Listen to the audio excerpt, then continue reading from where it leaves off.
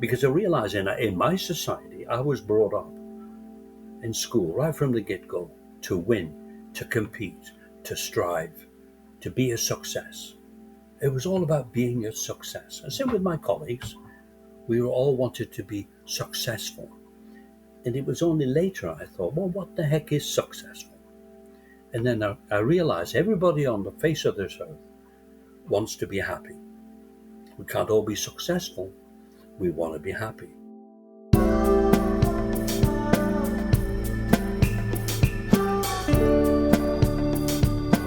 So welcome to the It's Never About Money community. Really excited. You know that I get excited about my guests, but there's a method. I do have a strong conversation with Abby behind the scenes, who works with me around, who we want that really reflect the themes of the podcast, and have a chat with the person beforehand. And I will only, really want to have a conversation with someone I'm really curious about. And I tell you, I am excited about having Alastair Henry on the podcast. I've begun reading your book, Alastair, as I was telling you offline before, and I'm at the point where I kind of have a bit of an understanding of your background, which is exciting, but then there's a bit of a journey into the unknown that I'm wanting to explore with you today. So maybe I'll just give the listeners a little bit of a bio on you first, and then we'll head into the meat of it. So Alastair immigrated to Canada from England by himself when he was 19. He became a typical yappy, family house in the suburbs and a big job in the corporate sector. Following London's Life's Freedom 55 plan, he retired at 57, which is quite early, and went to live in the country. A year later, disillusioned with the passivity of retirement, he shed his material possessions and went to live for 2 years with a small First Nations band in a remote fly-in location in the NWT. Cultural differences and a challenging environment ignited him into fresh perspectives, inspired a new way of being, and fueled his soul searching. Since then, he has travelled extensively and volunteered around the world. He now writes books to help retirees to get into volunteerism as a means of personal fulfilment. I'm really excited, Alastair. Thanks for coming on. How are you? Oh, it's my pleasure. Thank you for having me, Joe. So, as I said at the start, Alastair, I start my thinking about you in Bolton, in a very devout, sort of strict upbringing. You suggested there wasn't a lot of money there, scarce resources. You had a very strict, devout mother who was staunchly Catholic, I believe, and perhaps a more, would you say, more passive or mild-mannered father who is a humanist, you described. Absolutely, yeah. And perhaps you can take us through a little bit of the journey of what you were exposed to there, and how you were raised, because I think it's important. Well, I went to a primary school that was run by nuns, an order of the nuns. And then I went to a grammar school run by priests and brothers. So religion was like every day I had a religion.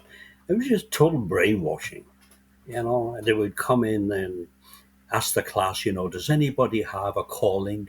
Anybody want to go to a seminary and become a priest? And, got us all thinking about it. Have I had a calling?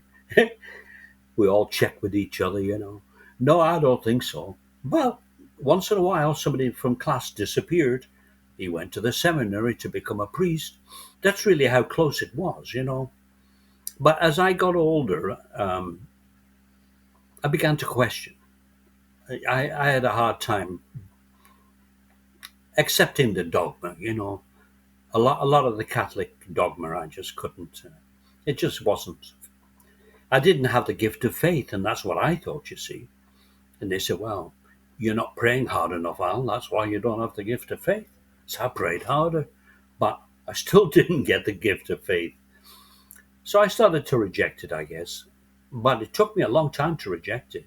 I think I was about 35 when I finally shed my religion and decided that I'll have an open mind.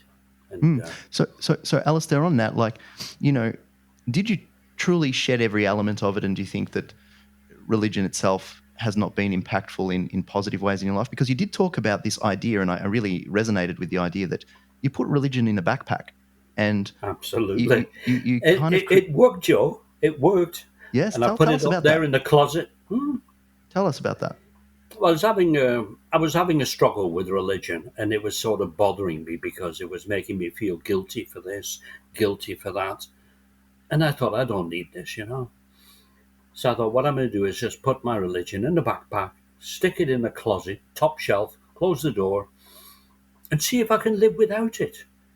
And I never looked back, never went back for the backpack. And that really was a turning point, big turning point in my spirituality. So it left me open Mm. to think and accept other, other ways of looking at life, I guess, because later on in life, I did run into like Buddhism. I adopted that. No problem. That made sense to me. I really liked how I, for me, it wasn't a religion. It was a way of life, just a Is way of being. Yeah. is it also because you were able to, at an early age, firstly, you had some awareness about how you were feeling with respect to the rules that were imposed on you, but also you had another mode of being that you were observing in your father? I think so too. Yes, exactly, Joe. He he was the role model. He was a pacifist, and he he was almost, well, he was humanist, but he could have been Buddhist, you know. But the big turning point, Joe, is I came to Canada when I was 19. So I cut the umbilical cord to everything, you know, to my religion, my parents, my siblings, my friends. I came by myself. And that's a year, very early age, 19. So I had to learn to become independent at a very early age. Mm, Nobody to turn to, nobody to mm, go back to and say, can you help me out? mm, And then very soon after that, well, I came out, I was in love.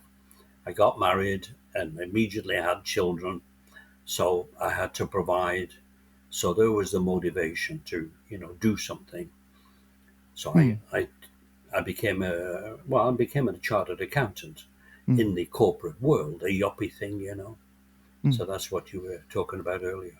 So, there seems to be as well this, forget about religion for a minute, but with anything that is rules based and sort of dogmatic, with that may perhaps even doesn't allow for questioning, which I'm not saying religion doesn't allow for questioning, because it can. But in some cases, particularly in the early days, I think sometimes questioning things was seen as a problem, and you were seen as a bad Catholic for questioning things and so on. The idea that as a child, decision making, going with your gut about what is right for you, was effectively removed Oh, or totally. discouraged. And so what that ends up with in some cases, and I feel like I'm talking, maybe I'm projecting because I feel like some of it has happened to me as well, that you end up with this situation where you come to a point where you're like, geez, I don't even know what it is to follow my gut instinct anymore. I don't know what it is to actually make a decision for myself. And that's where part of the story really, like, I found you incredibly brave, because you met this young lady, and you fell in love head over heels by the sounds of things, young love, which is beautiful in and of itself. But then you you followed your gut instinct for the first time, which was really not something that your parents and the system would have particularly No. been happy with, because you eloped basically. Yeah. Well, basically, um, she just told me one day, we'd only been dating a couple of months, and she said, I have something really important to tell you. I'm going to Canada with my parents in 4 weeks. I was like, 4 weeks? I said, well, I'm coming. So I went home and I just announced to my parents, I'm going to Canada. They were devastated because we were quite close, But man, the power of love, I tell you, the power of young love. Uh, there was no change in my mind. And I didn't do any research on Canada or anything at 19. Eh, so got my passport, got my ticket, and came to Canada. Beautiful. So you found your way into Yeah, Canada, and now all of a sudden you're thrust into marriage, yeah, children. responsibility. Yep, absolutely. And, the desire to get ahead. In Canada, I would say it was called a yuppie, a young urban professional person. Hmm. All my colleagues, we were all there working hard, aspiring, and at the time, there was a lot of job opportunities. So as I progressed through my degree, got my first year, second year, third year, there was always new opportunities. I was changing jobs like crazy for more money, more responsibility. I was really, and like my whole objective was to be the vice president of finance by the time Why? I'm 40. Why? What? Stature, success. It means I've arrived. So I did achieve it. I became the vice president of finance at 40. Mm. But a few Why years did you after check? that, Yep. hmm, Yep. Go on. but I wasn't, that didn't give me the fulfillment. Mm. So I thought, well, maybe if I work for myself instead of working for other people, maybe that's what it's all about. So I quit that vice president of finance job and I started up a logistics company with my son. And that's what we did for 12 years. Worked hard, very successful. And then it was from there that I retired and went to live in the Mm. country. Do you think back into, again, like we talk about earlier days, sort of we reduce ourselves to a good or bad Catholic, self objectification, again, rearing its ugly head. But then you get to a point where you start, working in industry and you reduce yourself to, I am a good person if I am the vice president. If I do well within my career, I am a good person. If not, I'm not a good person.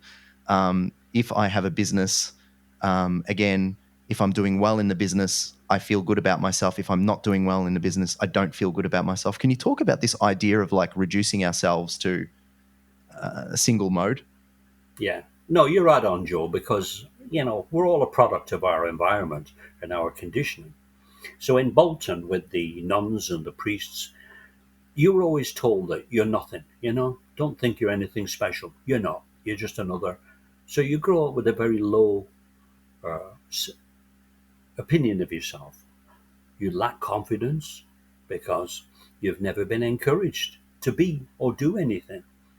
So that's what I was fighting. I think it was a journey to gain independence and get feel good about myself unknowingly. I mean, just subtle. But I think that's really where the complexity came in. For me, Mm, behind all the striving was this: I'm not good enough. mm. And if I do this and this, you're quite right. So when we're following the money, as Yeah. and there's nuances to that. You weren't just following money. There was a sense of pride and so on in the status Oh and the yes. and responsibility that it Yeah. was associated with the job. So it's like we're not trying to make it binary. You definitely, there were different reasons why you were following financial success. But was there a point in time where you just looked at it and you just thought, was there a particular story or a point in time in this narrative between being a VP of finance or moving off into your own business? Is there a point in time where you just said, I just don't know why I'm doing this anymore? Like it's distorting areas of my life that I'm just not happy. Is there a moment? No, no. I No was on moment? that treadmill. I was on that Yep. treadmill. It was Yep. all about because at the time, as I say, there were so many wonderful opportunities in Canada, job opportunities. So Yes. I was always looking in the paper. Whenever I looked in the paper, I saw, hey, here's another job. Yeah. And I went along, had the interview. They offered me the job. So it was all about, bigger homes, new cars. Yeah. All the things money could buy. So that's what the yuppie was all about. My colleagues, they were all fast tracked too. And this is the whole idea. The ultimate thing is eventually to retire. And Mm, then that's it. mm. Put your feet up because you've earned it, you've made it, you know. So was that the case for you? The retirement thing was, I've earned it, Yeah, I've made it, or was it a case of, yeah. I just don't like what I'm doing right now, and Oh I have no, the no, no, no. It was about, because I could, I've made it, and as I say, there's a wonderful place in the country. 50 acres, 5 ponds, 18 acres of bush, river running through the property. I mean, really, it was idyllic. Mm. And it was for a couple of years, and people would say to me, wow, you've got it made out. And I was playing golf. I was playing golf, sometimes 3 times a week. Well, But I was cutting all this grass because it was a big maintenance. 50 acres is a lot to maintain. And we had beavers coming to the ponds from the river. I'd come into the ponds, plug the culvert. I had to get in the water with my hip waders and unplug the culvert to let the water drain from the property, because I'd go away for a week and come back and I had a 50-acre lake. mm.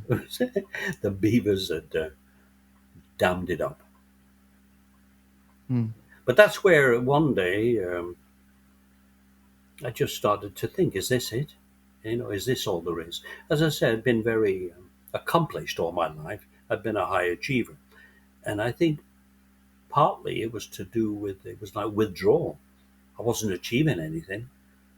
I was just playing golf and cutting grass, and that didn't seem to be enough.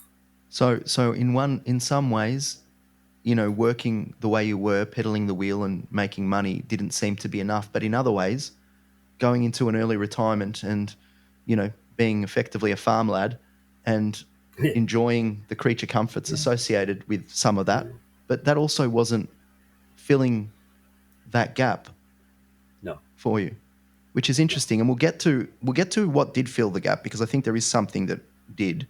But I'm still interested in this transition from a business mindset into a retirement mindset. And I think some people struggle with that transition. They don't find it easy to just retire.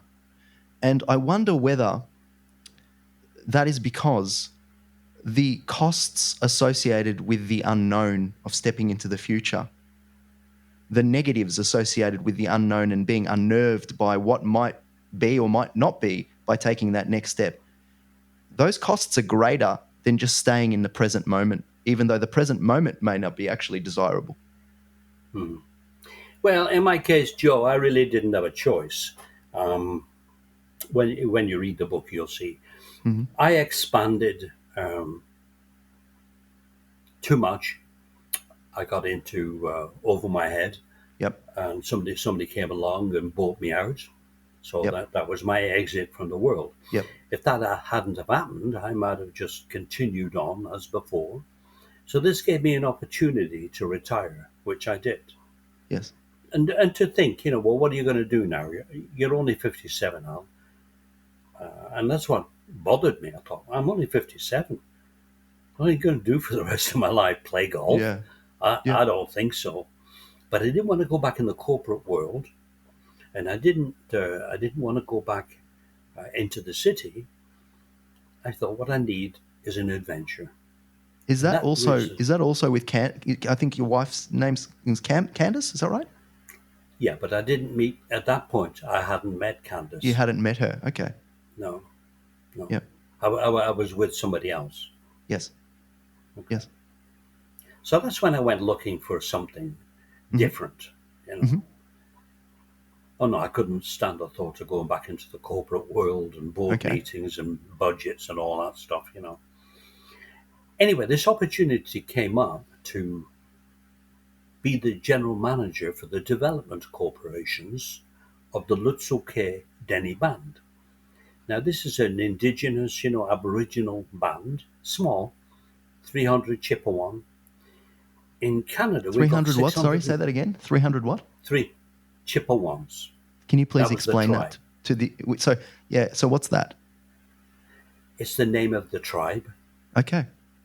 Huh? We have Yep. Dakotas and Chippewans. Oh, in Canada, we have 630 Wow. distinct. We call them First Nations because they've been here for 10,000 Yep. years. We have the same So thing in same thing Australia. as, Yep. Yep. yeah, absolutely, yeah. But in Canada, we call them First Nations. First Nations people. Yep. So it was 300 Chippewas on the little peninsula on the east Hmm. arm of Great Slave Lake in Canada's Northwest Territories. So it's just a little community of 300 people. And they were nomadic up until about 1920. They used to go up to the Barren Lands with the caribou, following the Beverley caribou herd. Used to be 400,000. They'd go up there to the Barren Lands, to the tundra, in March for the calving season, and then back to the tree line in September for the winter. And then in 1920, they settled because Canada said, hey, you guys, you can't go roaming all over the land like that, you know? You got to settle. So the place is called Lutzel Cay. Lutzel Cay. So I went there as the general manager of the development corporations to run their businesses, and that was it. That's all I intended to do. So, what did you Diamonds find with, when you first went there? Because I mean, you're still in the mindset of the Western, you know, capitalist oh, yeah, mode of being, and then you're going to this particular yeah. new place, this foreign land with a different system. Oh, What were you doing that you felt was just like, oh my god, there's some resistance here. I don't seem to fit in. Like, I'm sure that would have been the case. oh, absolutely, Joe. I mean, I was 19. I hadn't done any research, you know, you couldn't Google stuff like you can today. I just went there with an open mind and all my corporate best practices, you know, to run these corporations really professionally. But man, they didn't work up there, you know. Best practices don't work because even though they're the Canadians, it was like going to the moon. They weren't brought up in the society, the, the commercialized capitalistic society that I was brought up. So, absolutely, and I was I mean, there was only one of me. There was 300 of them, you know. So their way prevailed. So in many, little by little, I learned.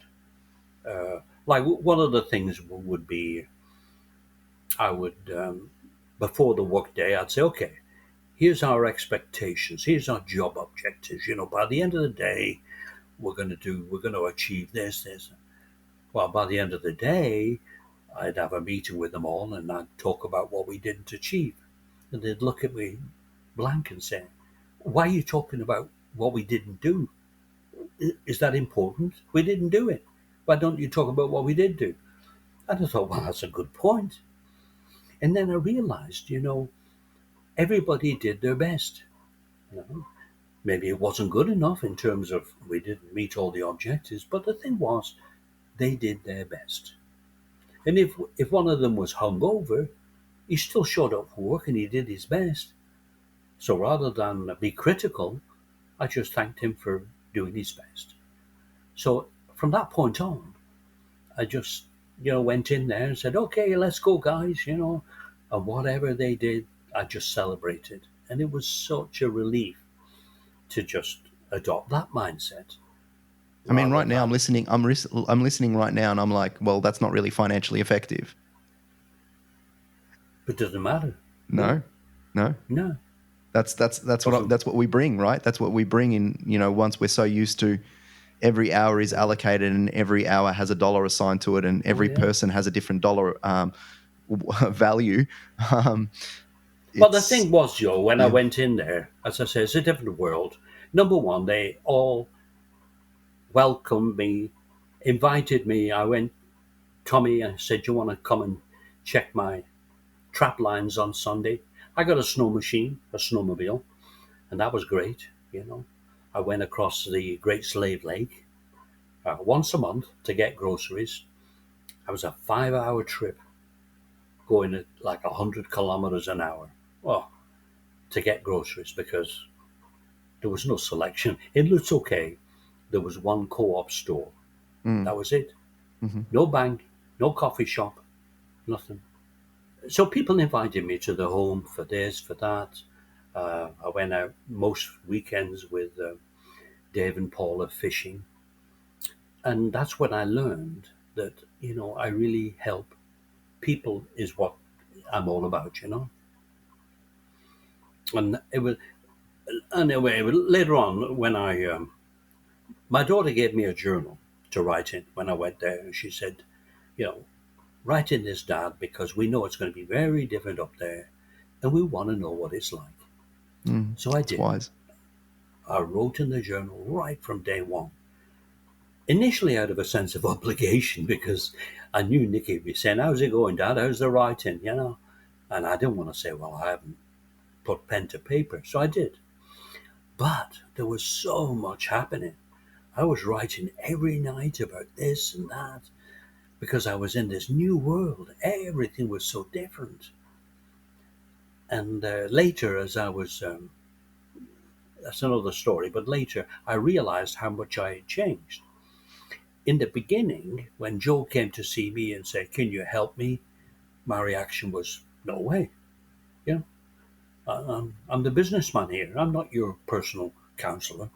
I'm not here to help you. Really, very cold.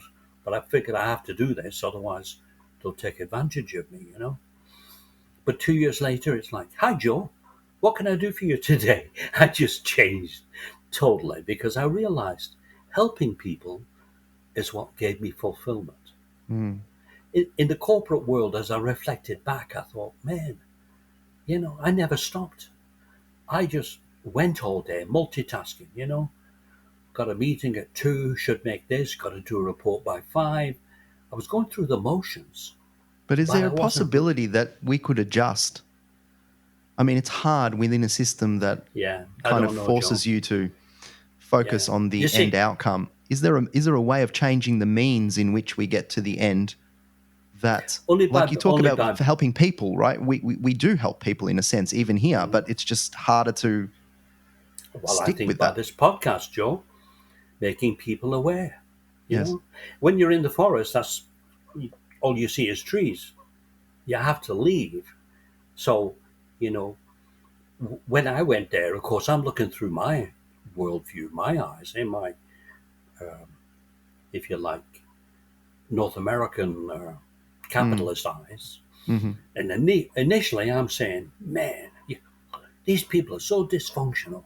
They're Mm. so irresponsible. Mm. God, they're so unaccountable. What's the matter with them? But as I got to know them, I realized they live in the moment, simply in the moment. They don't. Their head isn't full of stuff. They're not worried about next week, next year.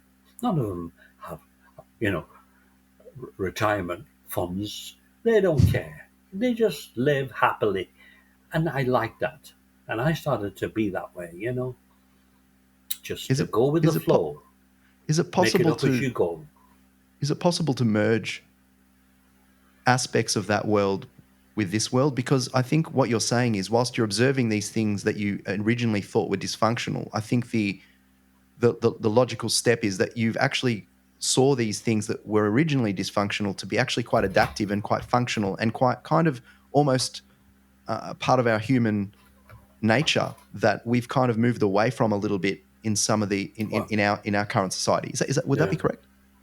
oh, absolutely, Joe. Because when you're in, I was brought up in this capitalist commercial world, and you just take it for granted. This is the way it is.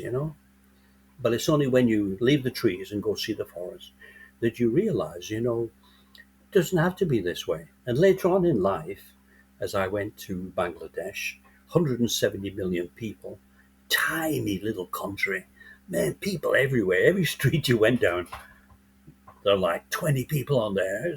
Well, but I realized they were whistling, they were smiling, they were singing. And it dawned on me, I said, how can they be happy? They got nothing. I strived all my life and I didn't find happiness. I did in Lutzoke once I started to change my point of view and my worldview. I started to unconditionally accept what is. Because I realized in my society, I was brought up in school right from the get go to win, to compete, to strive, to be a success. It was all about being a success. And same with my colleagues. We were all wanted to be successful. And it was only later I thought, well, what the heck is successful?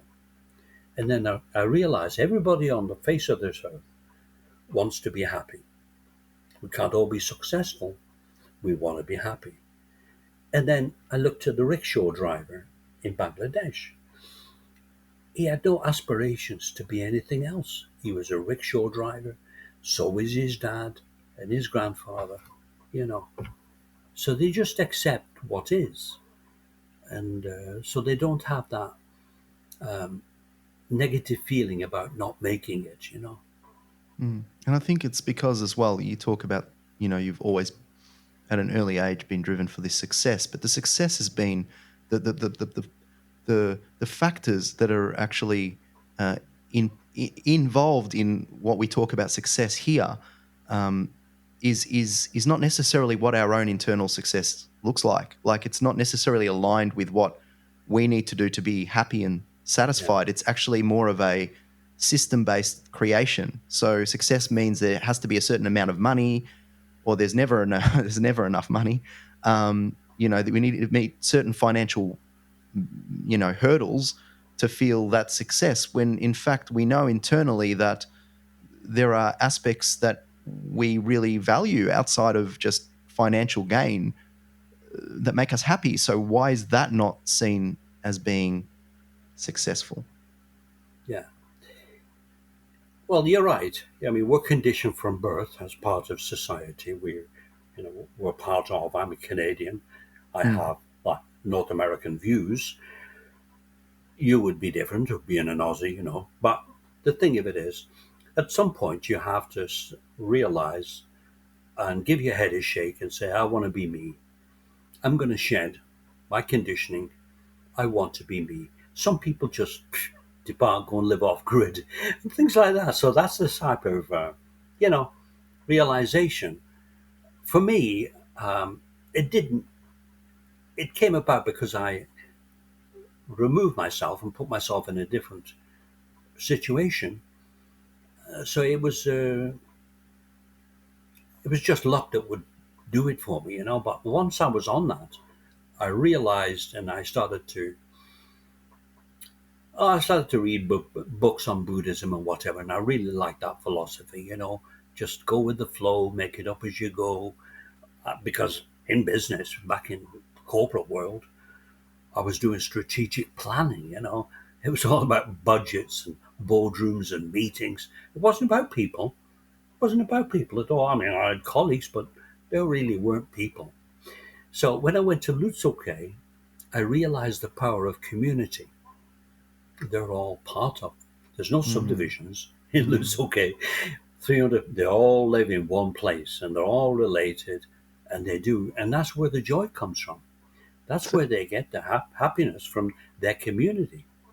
so tell us, give us examples, give us some stories around this, because there's again this sort of idea of early beginnings. You saw two worlds again, from a religious perspective, and now all of a sudden you're in thrust into this position where you're seeing Mhm. two worlds again, and now you're going back into kind of maybe a bit more traditional ancient world, which is very different. And so you've touched on living in the present moment.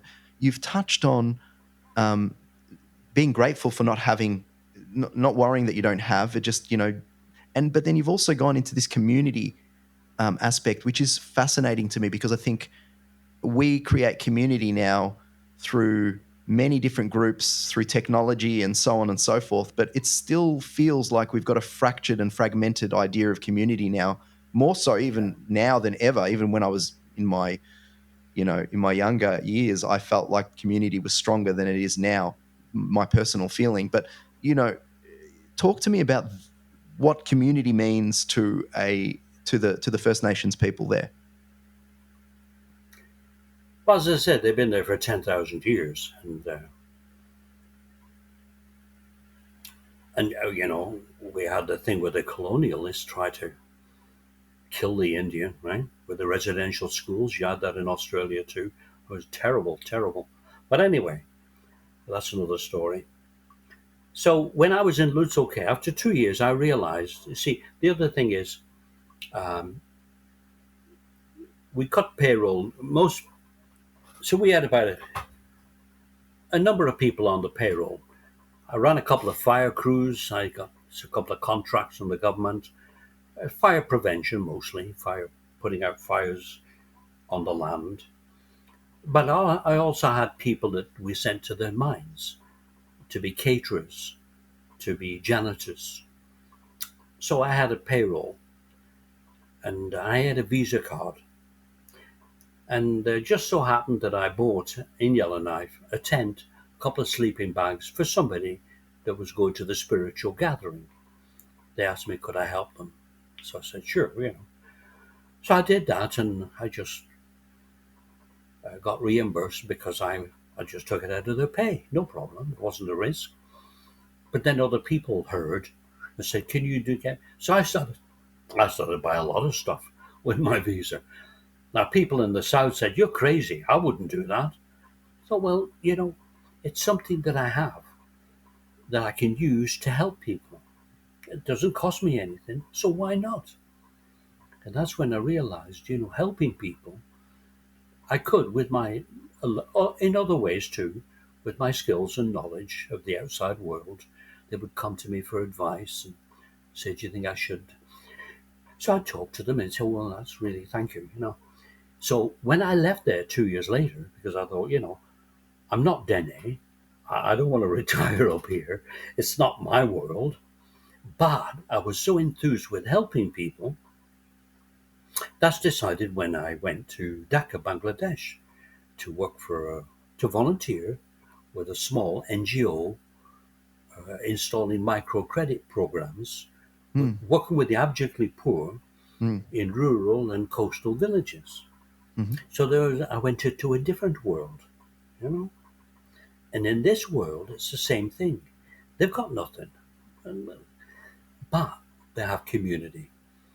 I mean, the older generation, the grannies, the grandpas, they look after the children, the grandchildren. mm, They're not in retirement homes. mm, mm, So, as I say, the rickshaw operator, he does what he has to do. I mean, horrible labor, horrible. But he goes home, and that's where his joy comes from. His children, his grandparents, his brother and sister, all the things they do. So for them, work is just a means to earn money. mm, None of them aspire because there's no opportunities. mm. So it's a whole different world. It seems to And I me that thought, it's super interesting that you talked about, I suppose, these worlds, they actually revere the mhm, elderly for their wisdom and their yeah, contribution. And what you've been looking for and craving, ironically, is a sense of contribution into your mhm, retirement because yeah, you have something to contribute. You are of significant value, and it's proven through your own or your autonomy and search for this, for how I can help. Whereas some yeah, people may be in situations where they're cast aside, perhaps they don't have the skills to be able to go and find how they can contribute, or they may just not, they just might not be forward. Might not be pushing forward in the same way that you did. So it's interesting. Like, I think our society has some room to move in the way that we handle transition from a certain type of work when we're younger to a different type of work when we're older. yeah. And I think, Joe, in our world, in our capitalistic world, we get stuck in boxes, and people think this is what I do. It's all, but you can't live 50 or 60 years without learning anything. And a lot of people underestimate their worth, you know. And a lot of people say, well, just go and help, just volunteer and help. And like you say, your dad, you know, driving their food to the food bank. You, a lot of people say, well, I have nothing to offer, and it's a sad story when you feel like that. We Hmm. all have so much to offer, and the thing is, other people will tap into it, and we'll be surprised. It's like, wow, I didn't know, I could be that useful. Hmm. Hmm. there any other examples of how integrated the community was there compared to, say, what we have? Well, it's totally different. As I say, you know, in my world, it's all about growth, GDP. That's all we hear, Hmm. and the governments are pushing this, pushing that, subsidies here, subsidies there. In their world, they just clip along every day. They get up, and the same thing happened when Candace and I volunteered in Kingston, Jamaica.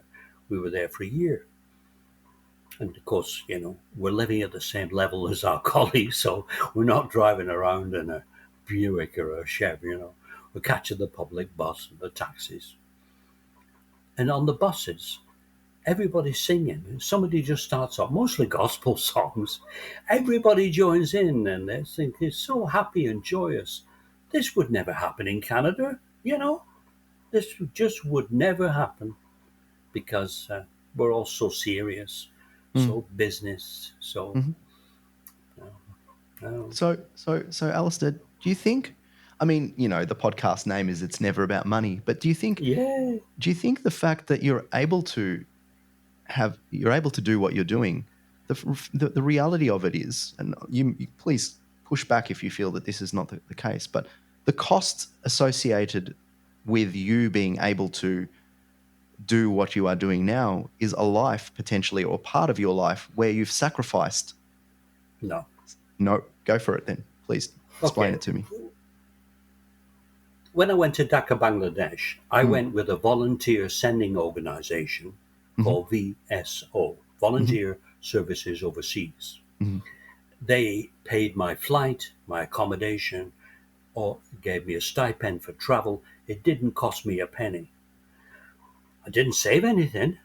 In fact, when I was there, uh, 3 times on my time off, I decided to go to India because my job really was Monday to Friday. Weekends was my own time. So I went to India. I went to the Taj Mahal.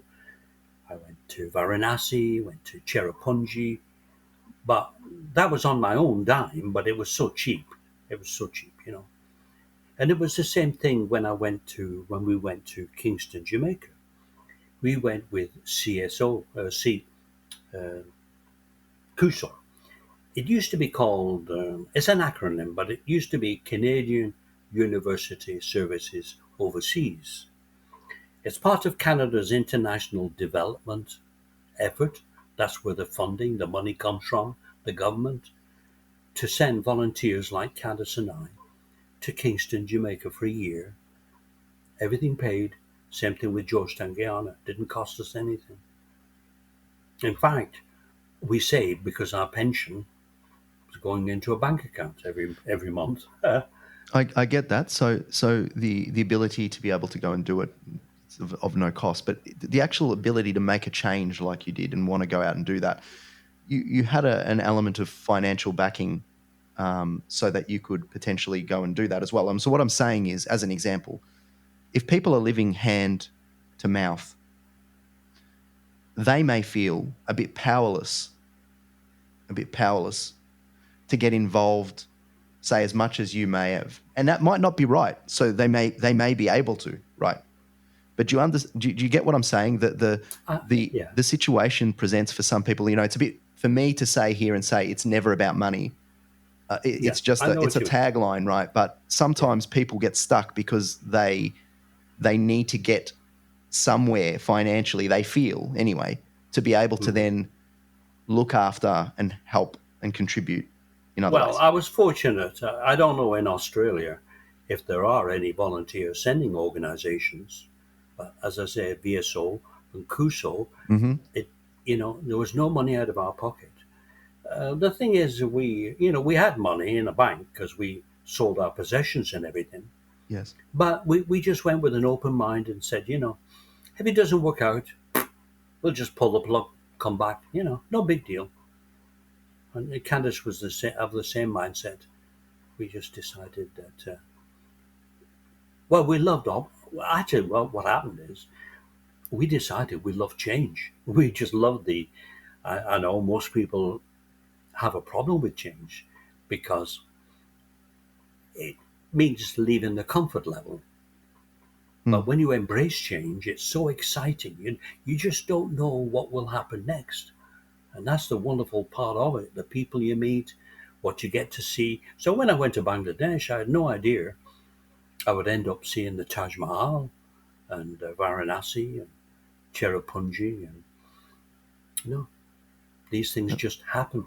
Amazing. Do you think there's a connection between money and meaning? Money and meaning. Hmm. No, and, I think we're fortunate. I'm fortunate because I came to Canada.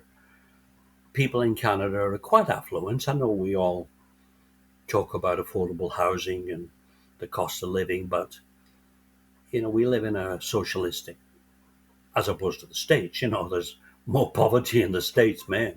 It's like going to Africa in some places. But in Canada, no, we're all comfortable. I mean, but we're brought up with this mindset. It's never enough. Always Mm. want more. Always got to win. You always got to compete and come out the winner. And we have this thing about losing because if you don't win, you lose.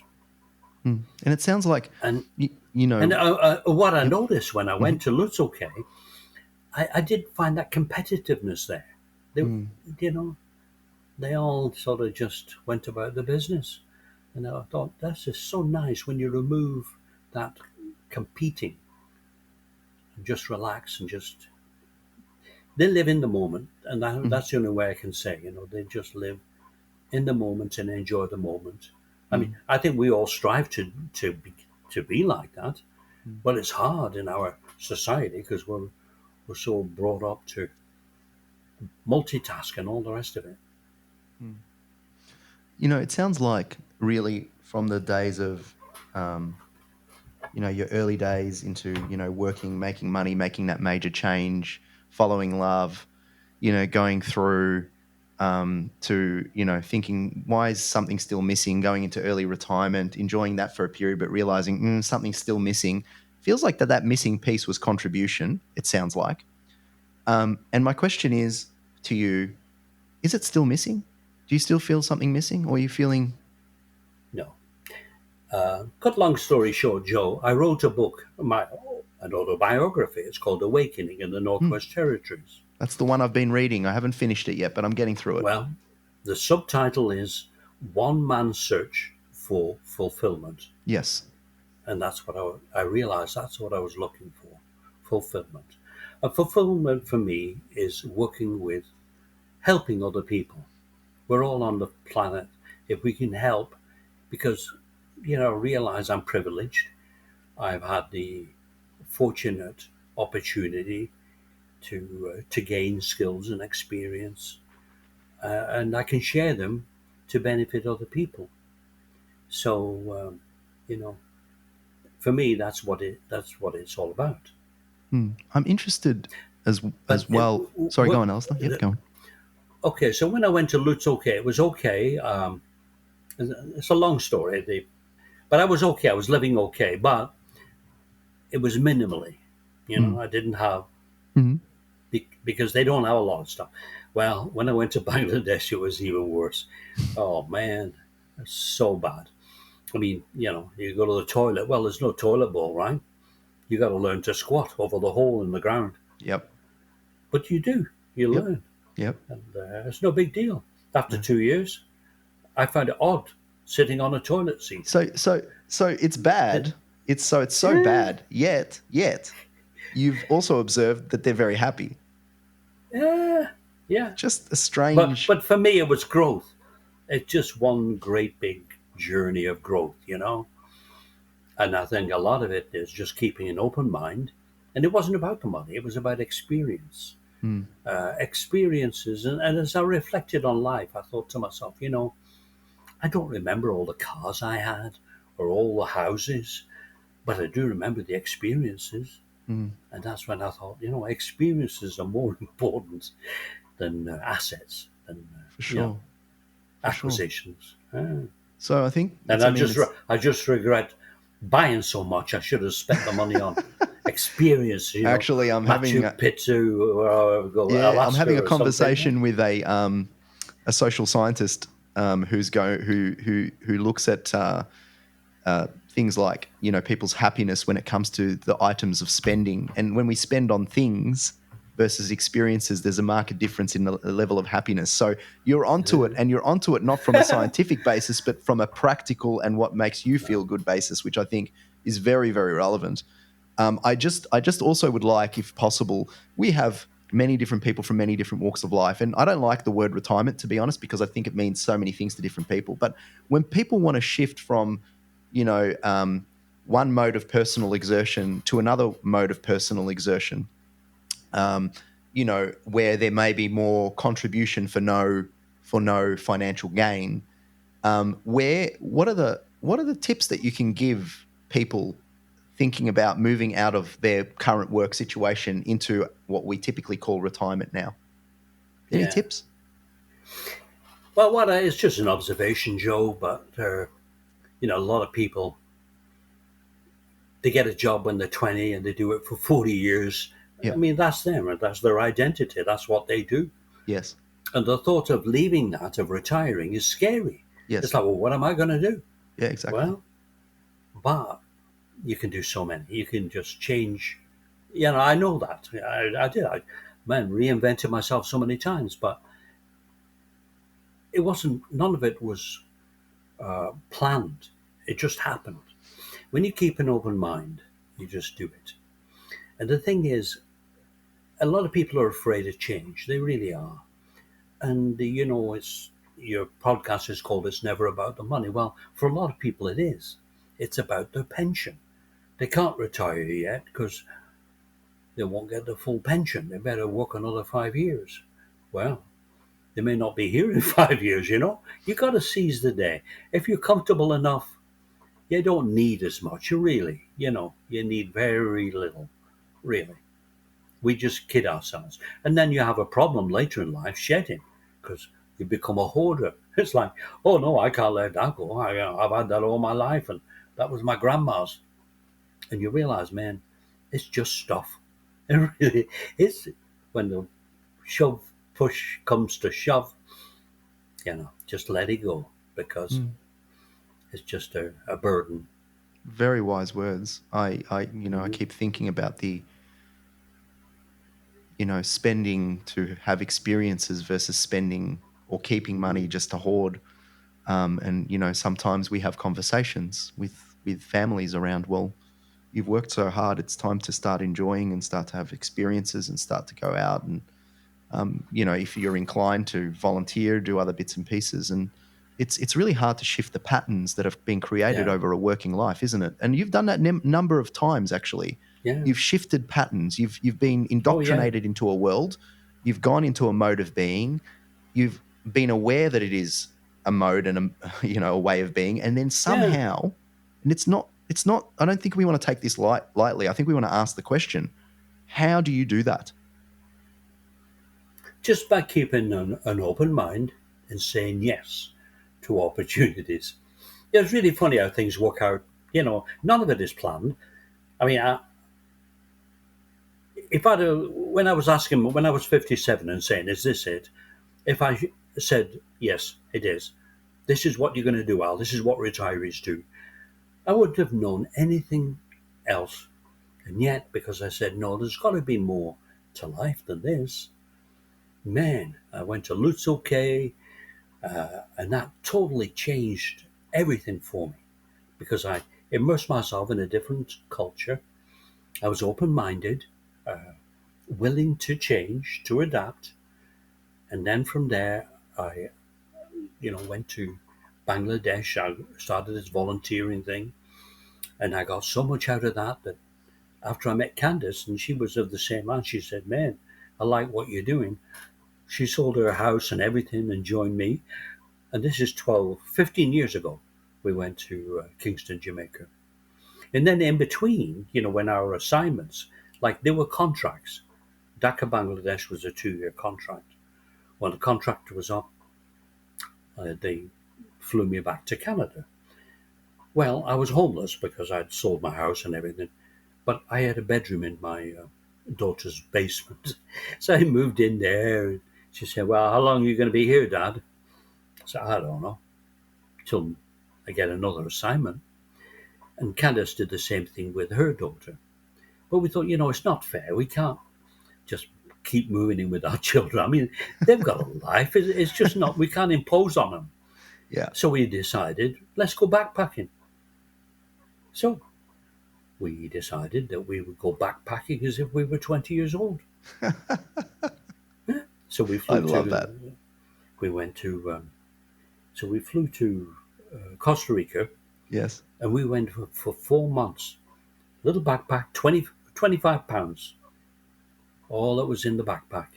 The minimal amount of socks, underwear, shirts. That's it. You don't need much. It it was a hot climate, so we didn't need rainwear and winter fleece. No, You no. just no, just cotton stuff.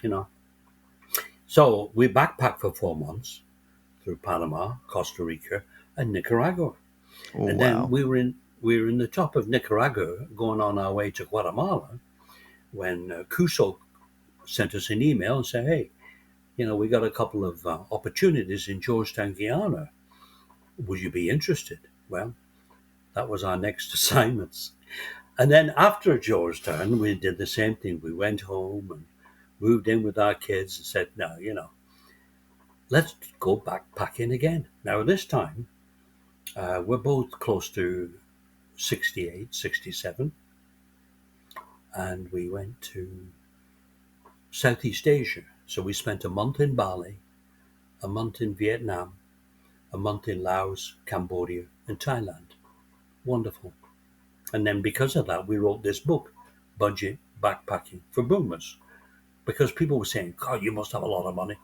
I said, "No, we did it on $40 a day per person." So we had $80 for accommodation, travel, and food, and we did it. It's so cheap, eh? In Southeast Amazing. Asia, we Um, we don't realize that. I mean, I'll just let you into the insight into my head. I'm just, my cup's full because I'm listening to you and I'm Oh, thinking about, my own future, and I think I'm just so excited by the future, listening to you what should it be. is that you've been doing. That Yeah. people just worry so much and just don't do it. They think that just because they're getting into their 60s or whatever, and they should be, just taking a pension and just, like, you're doing it all, and it's amazing. It's really amazing. I, I, Because it's never about the money. yeah, That's the yeah, thing, Joe. exactly right. You're right on. Yeah, But yeah, people do, yep, because we grow up in this capitalist society. It's all yep, about money, but it yep, really isn't. yep, Life is yep, not about money. yep. Now, I don't get anything out of this. I'm obviously reading your book, which is effectively your memoir, and I had two options. I had the option of doing my speed reading, which I can do, and not really engrossing myself in it, or because I had limited time before this particular Yeah, podcast, yeah. or I actually engrossed myself in it. And what I found was, from the opening page, I chose that I had to engross myself in it, because to speed read it would have been not as enjoyable.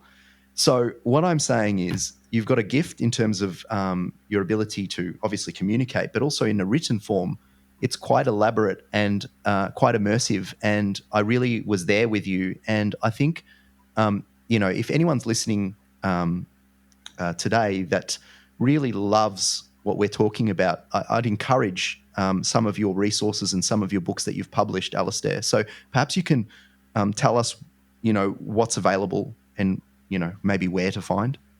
Yeah, sure, Joe. But let me I'll tell you something. When I went to Lutzoke, my daughter gave me a journal, as I said, right? That was the start.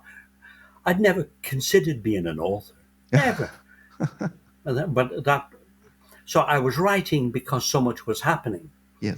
and I was trying to get it down because I wanted to tell my daughter about it, and my other children. And right at the end, um, after the 2 years, I had this journal, but I also had about 8 notebooks, all filled with stuff that I'd been writing every night. So I had all this stuff. I thought, well, I can't turn this over to my daughter and say, "Here you go, read this." It really wasn't readable. So for some reason, I had a flash, and I thought, no, I got to put this into a story. I decided I just picked a place out in the world, Cahuita, Costa Rica, and I got a guest house down there on the Panama border. And I went there for a month, and I typed all those notes into Word. Wow. And then I started, and I had like 350,000 words, Wow. I mean, you can't read that. So I started to go through it, to edit it. A lot of stuff didn't go anywhere, so I just deleted it. But other stuff was a little beginning of something that the rest of the story, happened later, month later, So basically, when I finished, I called the book White Man on the Land. But it started off with me going to Lutzo Cay and coming out, and the change that happened in me because of the different culture, geography, worldview, everything, religion, spiritual. They're very spiritual, but their own Aboriginal spiritualism. But I found that more relevant to me than Catholicism. Well, have you had a thought? So anyway, Yep. so what happened is I gave the book to some people, and they said, "Yeah, lovely, really lovely." But readers will want to know, who was this person who went to Lutzo Cay, and what did they do afterwards? So I carried on writing, and the book became Awakening in the Northwest Territories. Beautiful. It's an autobiography. Yeah.